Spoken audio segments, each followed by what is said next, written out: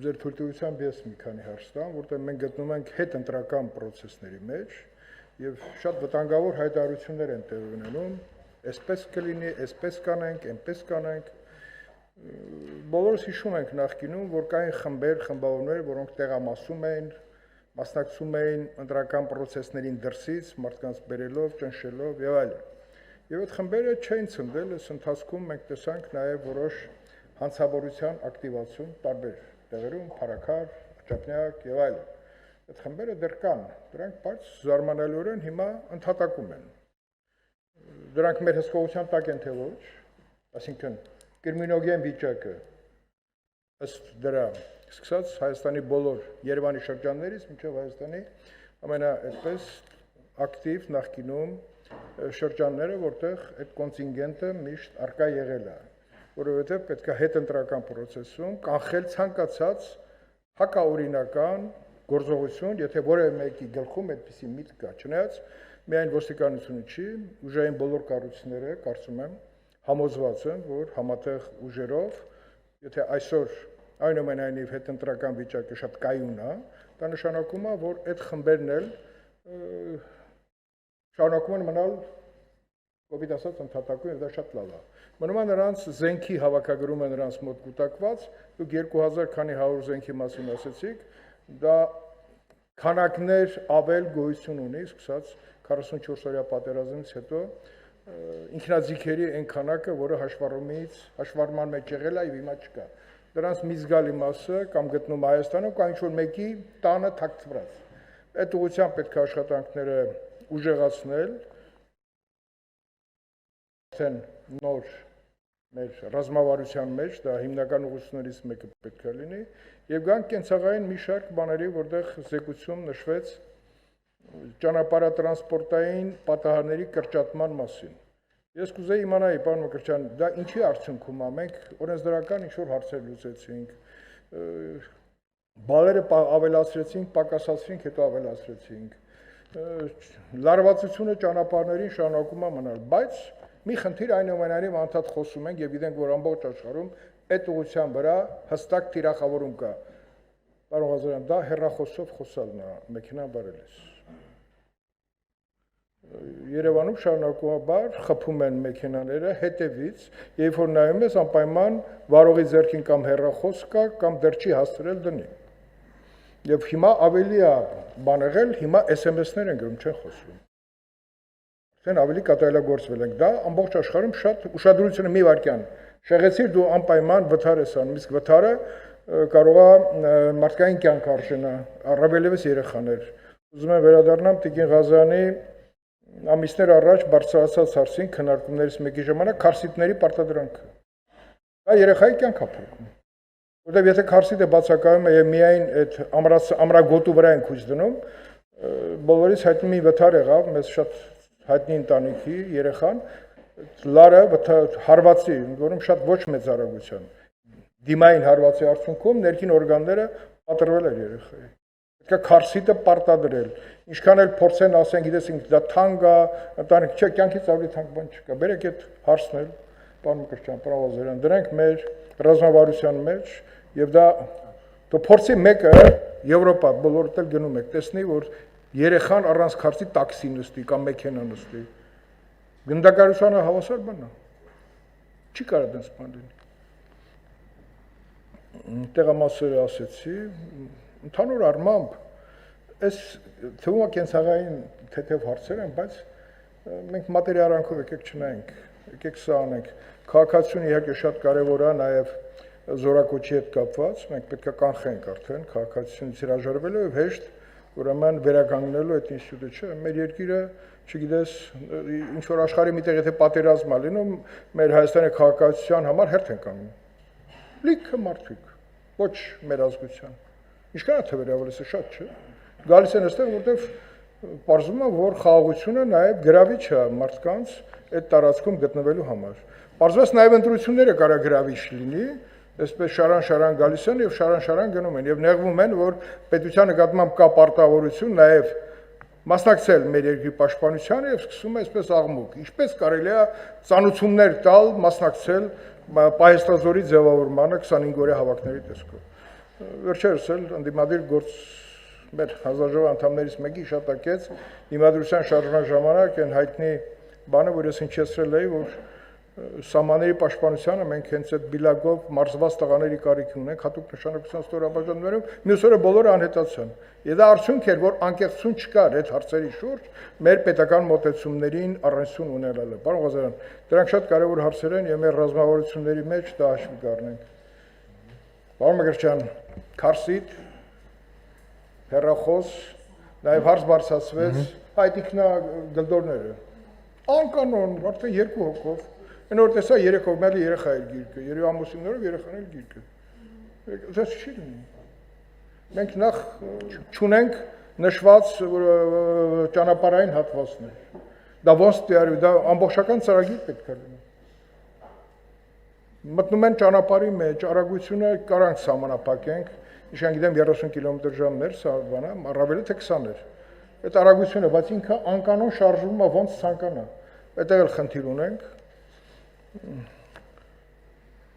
Իսկ ընդհանուր առմամբ, եթե ամբողջացնեմ խոսքս, հատկապես ընդդիմության բացակայությունը ինձ հուշում է, որ ոստիկանությունը նաև ընտրությունների ընթացքում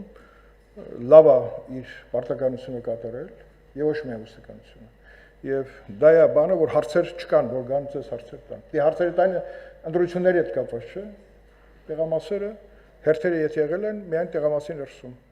դրսում, որ sense ինչ-որ ախպերությունը կանգնած ասել դուք եթե ասես չկա դες բան։ Շնորհակալ խնդիրալուց խնդրեմ։ Շնորհակալ եմ, պարոն Քոչարյան,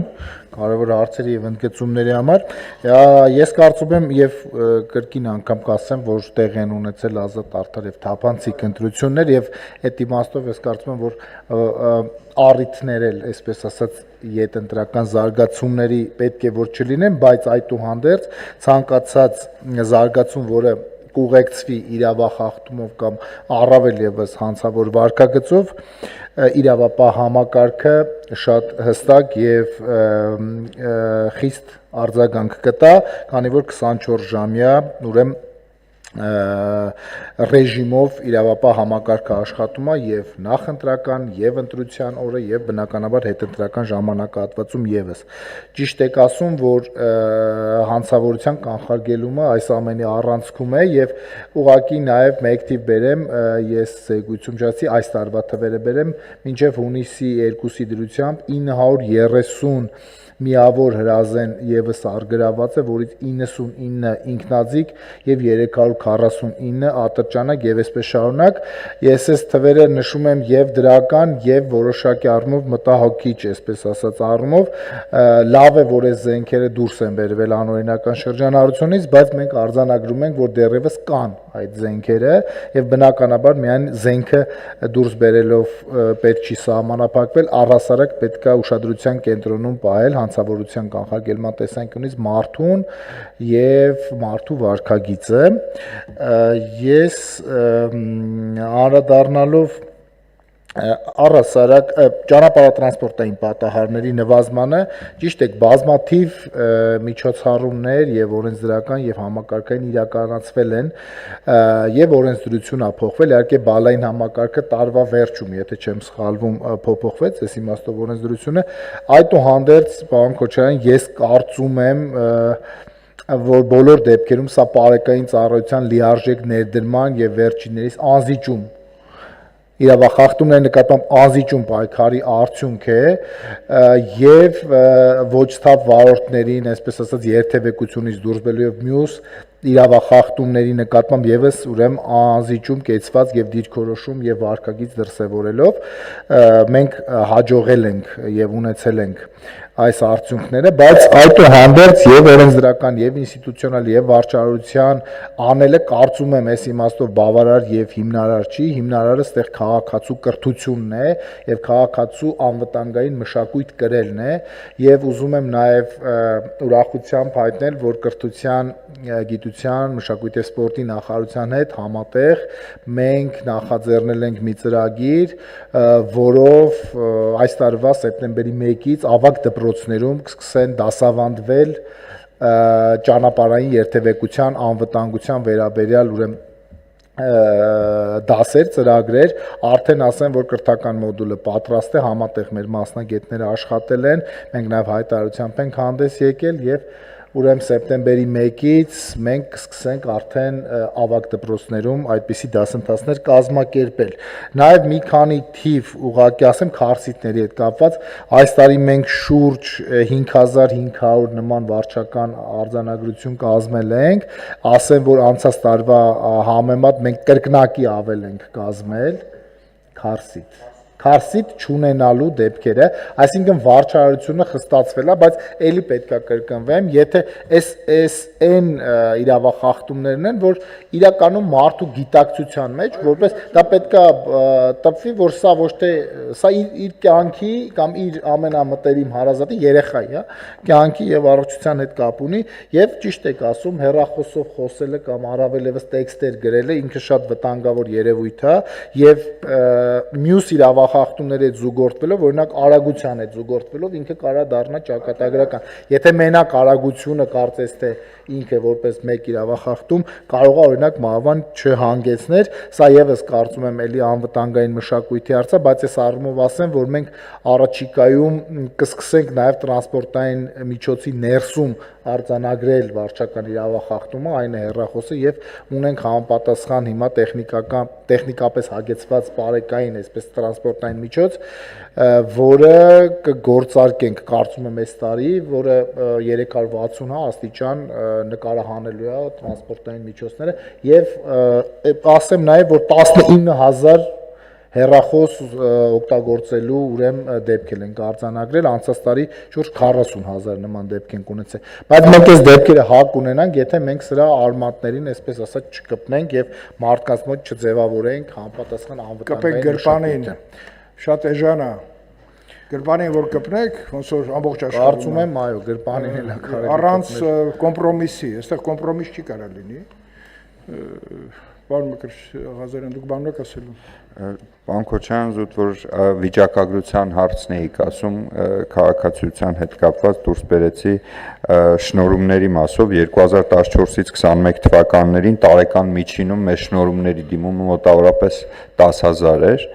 22 թվականին Հայաստանի քաղաքացիություն ստանալու համար դիմել է 25515 անձ, 23-ին 19185, 24-ին 21437 եւ 2025 թվականին պատմական ռեկորդը 32891 դիմում ենք ունեցել քաղաքացիություն ստանալու համար եւ շնորհվել է Հանրապետության նախագահի հրամանագրով 25670 անձի։ Զուտ թե ինչ տեմպերով է աճում քաղաքացիության հանդեպ հետաքրքրությունը։ Մի հետ կապ ունի։ Ակնհայտորեն 2022 թվականից դինամիկան աճողական է։ Ես կարծում եմ, որ այդտեղ մենք անելիք ունենք, որտեղ ինչքան բարձրանում է ցանկությունը մեր երկրում քաղաքացիություն ստանալու, այնքան մենք պետք է այդ քաղաքացիների հետ մեր հարաբերությունները դնենք իրավական շատ ավելի լուրջ հիմքերի վրա եւ քաղաքացիությունից հրաժարվելն էլ պետք է դնենք շատ ավելի ֆիլտրված լուրջ հիմքերի վրա։ Հարգելի գործընկերներ, ես կարծում եմ, որ զեկույցը, որ ներկայացվեց փոխնախարարի կողմից եւ փոխնախարարները ըստ էության մեկը մյուսին լրացնելով պատասխանեցին հարցերին, հիմք տալի մեզ ասելու, որ բյուջետային տարին ոչ միայն 25 թվի հետ, եւ ընդհանրապես 18 թվից սկսած ինք անդադ բերել է բարեփոխումների, մենք հիմա չենք հիշում 18-ին ինչ են կարել, 19-ին ինչ են կարել, 20-ին ինչ են կարել։ Այդ պատերազմյան շրջանում ինչի միջով ենք անցել։ Բայց այսօրվա տրամաբանությունը մեզ հուշում է, որ շարունակականությունը բարեփոխումների, այդ բարեկային ծառայության մասին ասեցիք, այդ ծառայությունը ստեղծվել է եւ ինքը լավն է։ Պետք է ինքը անդադ դինամիկ զարգացման բոլոր փաթեթները լավացնելու, դե բնակարանների մասին խոսեցիք, բնակարանների հատկացման հնարավորությունների մասին խոսեցին, գրավչության, նաև կադրային քաղաքականության էֆեկտիվ իրականացման համար շատ լավ օրենքներ ընդունեցինք այս տարի եւ դա հնարավորություն է տալի մեր կադրային բազան ավելի լավացնելու եւ գնալ առաջ։ Այս լավատեսությամբ կարծում եմ, որ ներքին գործերի նախարարությունը ավարտեց իր զեկույցը, հարցեր չկան եւ նորից նշում եմ, որ մենք մենք խաղաղ ընտրություն ենք անցկացրել եւ հերթական լավ ընտրություն է եւ որևէ մեկին թույլ չենք տալու փչացնի այդ միջավայրը, որովհետեւ ցանկություն հաստատ կա ինչ որ տեղում մշակված։ Մեծ կարող է խոսեմ, բայց եթե ինքը խաղաղության ձգտող հասարակությունը իր քվեն արդեն կողմնորոշվել է, ոչ մի ուժ չի կարա կանգնի այդ կամքի դեմ։ Այնպես որ մնում է ուշադիր լինել եւ մեր ուժային կառույցները եւ ոչ միայն ներքին գործերը համատեղ ջանքերով, ես չեմ ասում բան լինի, որտեղ երբ որ մեր երկիրը համարվում է իրականում ամենախաղաղ իրիկունը, ծնող ենք, մեր աղջիկներին հանգիստ թողում ենք, որպեսզի երեկոյան դուրս գան իրենց ընկերներից եւ վերադառնան առանց մտահոգությունների։ Շատ դրանով կարելի է հպարտանալ, մնում է այդ կարակելու գործիքներն են մի քիչ մի օրինակ էլ ասեմ, դա էլ ասեք 90-ականների 94-95 թվականների զենքի խնդրեմ կար, բայց այն ժամանակվա իշխանությունները պարոն Ղազարյան գտան մի լուծում եւս։ Զենքը փորձեցին գնեն թաքցրածների։ Դա մեխանիզմ է, մի հատ մտածեք։ Այսինքն որ թաքցրել է զենքը, պետությունը ասում է, եթե բերես հանձնես, համ հետապնդումից եթե բռնվես բանա, ոչ թե բռնվելու պահին բերես, դա ասալ չէ։ Մեր պետությունը կառնի ինչ որ գնով։ Դա է մեխանիզմ,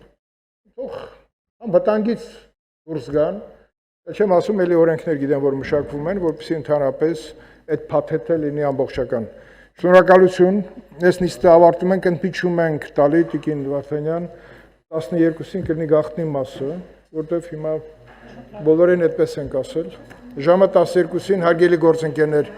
գաղտնի մասի քննարկումն է, դա նշանակում է պահանջներ տեխնիկական միջոցների բացակայության եւ այլն եւ այլն։